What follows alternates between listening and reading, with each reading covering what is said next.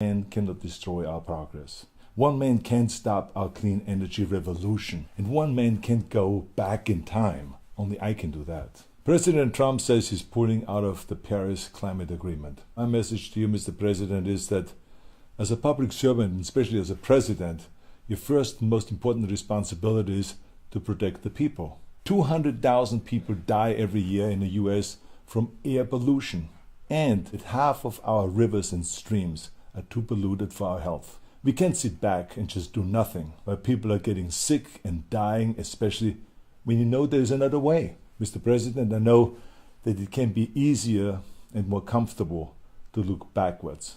And to many people, the past we know is less scary than the future that we don't know. But some of us know what a clean energy future looks like. And it isn't scary. We have seen it in cities and states and all over the world. In fact, we know that the dirty energy future with asthma, emphysema, and cancer is much, much more terrifying. So please, Mr. President, choose the future. No one remembers the people who told President Kennedy not to go to the moon. We remember the great leaders. The great leaders that don't walk backwards into the past, but great leaders that charge forward towards the future. You see, the people will rise up. Local and state governments will rise up. Other leaders from local government will rise up and fill the void that you are creating.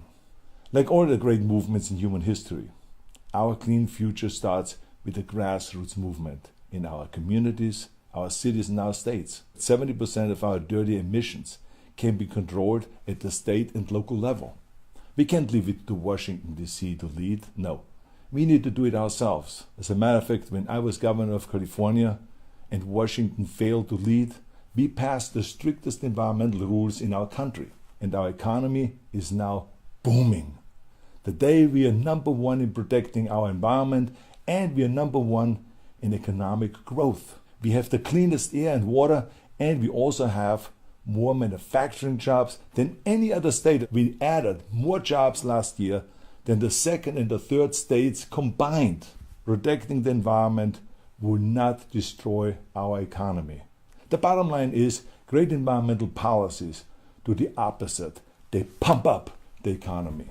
Share this video if you think it's time to start a grassroots revolution to save our planet.